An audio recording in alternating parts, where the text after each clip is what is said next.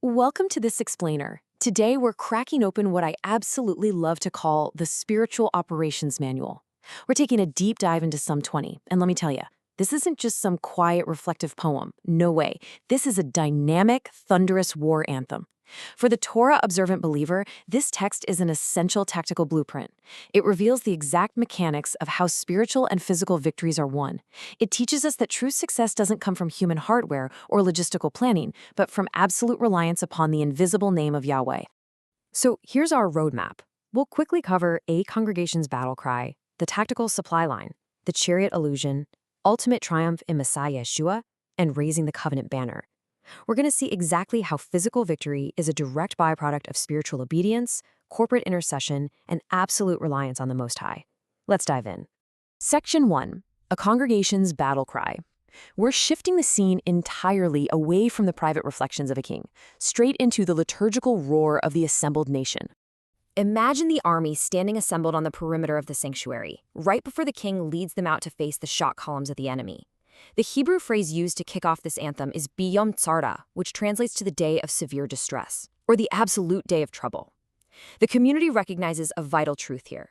Even the most powerful human leader is totally vulnerable when this kind of severe distress breaks over the nation. So the community lifts their voices together to invoke the Most High. I'm going to read this directly from the text. Quote, "May Yahweh answer you in the day of trouble. May the name of the Elohim of Jacob defend you. May he send you help from the sanctuary and strengthen you out of Zion." End quote. It's a massive, powerful intercession where the people are spiritually covering their leader before the physical battle even begins. Section 2. The tactical supply line. You know, when an army goes to war, logistics and supply lines are literally everything. But the supply line in Psalm 20, it's entirely spiritual and it totally bypasses earthly channels. Think about the specific, localized, logistical pathway the congregation actually prays for here. First, they petition that the name of the Elohim of Jacob would act as a high tower stronghold, setting the king safely on a mountain where the enemy just can't reach him. Second, they ask for a sanctuary drop, help sent straight from the holy place. And third, they ask for raw tactical strength flooding down out of the heights of Zion. Notice what's missing? They aren't looking to Egypt. They aren't looking to foreign empires for help. Their reinforcements come exclusively from Yahweh. But how is this supply line activated? Listen to how the altar is saturated before a sword is ever drawn. Quote, "May he remember all your offerings and accept your burnt sacrifice. Selah. May he grant you according to your heart's desire and fulfill all your purpose. We will rejoice in your salvation, and in the name of our Elohim, we will set up our banners. May Yahweh fulfill all your petitions." End quote. The fuel for this heavenly supply line is the remembrance of the sacrifices. The crucial point is right here in the Hebrew word yadashne. It literally means to reduce to ash or fatness, indicating the complete acceptance of a sacrifice by the Supreme Court of Heaven. For us, walking out a Torah-observant life, this establishes a massive tactical rule. Your daily Torah obedience, your horizontal generosity, and your altar preservation, they act as a legal record in the courts of heaven. When the crisis hits, you're appealing to those records, allowing Yahweh to mobilize on the basis of a verified covenant history. Section 3, the Chariot Illusion. Right in the middle of this psalm, we see an undeniable shift. The collective chanting stops, and something really profound happens. Suddenly, the tense instantly changes from hope to absolute, concrete certainty. A single prophetic voice breaks through the chant, shouting, "Afdah Sadelati, now I know." This sudden assurance is incredible. It's highly likely this shout was triggered by a visible sign on the altar, perhaps literal fire falling from heaven to consume the king's sacrifice, proving to everyone there that the deposition had been accepted by Yahweh. Filled with this absolute certainty, David delivers a massive cultural revolution. He says, quote, "Now I know that Yahweh saves his anointed. He will answer him from his holy heaven with the saving strength of his right hand. Some trust in chariots and some in horses. But we will remember the name of Yahweh our Elohim. They have bowed down and fallen, but we have risen and stand upright." End quote. This brilliantly illustrates the ultimate contrast in worldviews. Ancient empires, and honestly even modern culture, trust in physical hardware. In the ancient Near East, the iron-fitted chariot was the apex predator of the battlefield, literally the stealth bomber of its day. But relying on it leads to bowing down and collapsing. The Torah-observant community, however, weaponizes the name of Yahweh our Elohim. This is backed directly by the commandment in Deuteronomy 17:16 against multiplying horses.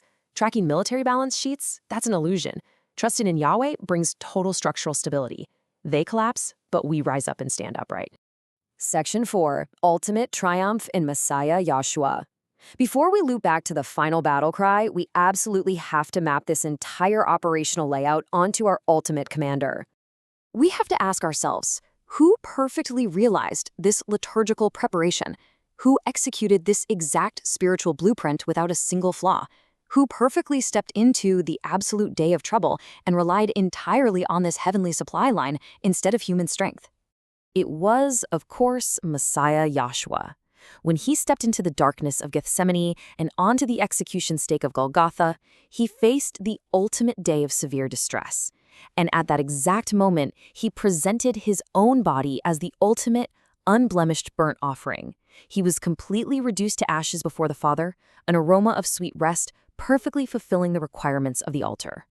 Consider the stark contrast in allegiances here. The religious elite and the Roman military forces trusted in their legions, their spears, and their imperial authority. But Messiah Yahshua anchored his soul exclusively in the name of his Father.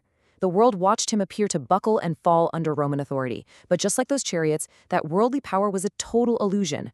By the saving strength of the right hand, Yahshua rose from the dead and stood permanently upright on the third day. He set up his royal banner over the nations. Section 5. Raising the Covenant Banner. Let's bring this ancient battle anthem right into your daily walk. Because this isn't just history, it's a tactical manual for you, navigating a secular, hardware-obsessed world as a Torah-observant believer. When you face your own personal day of trouble, when culture tries to force you to trust its economic chariots and political horses, execute these 3 steps. Number 1, remember that your ultimate help does not come from human institutions. It flows straight from the heavenly sanctuary. Number 2, keep your lifestyles strictly aligned with the sacrificial standards of the Torah. And number 3, refuse to bow down to anxiety. Instead, raise the banner of Yahweh's name over your family, your business, and your assembly. The psalm loops back around to close with one final, sharp, synchronized battle cry from the entire assembled nation. We finish with this, quote, "Save, Yahweh, may the King answer us in the day when we call," end quote. It is a profound appeal to Yahweh as the cosmic sovereign, totally confident that whenever his covenant people call upon him, the King answers immediately from his holy hill. So I want to leave you with this final thought to ponder. When your personal day of trouble arrives, whose banner are you going to raise? Will you trust in the modern chariots of this age, counting your earthly resources and just hoping they hold up? Or will you stand unshakably upright in the sight of your King by invoking the name of Yahweh, letting your covenant history speak, and watching the shot columns of the enemy crumble? The battle belongs to the Creator. Thank you so much for joining me in this explainer. Stand straight, hold your ground, and I'll see you next time.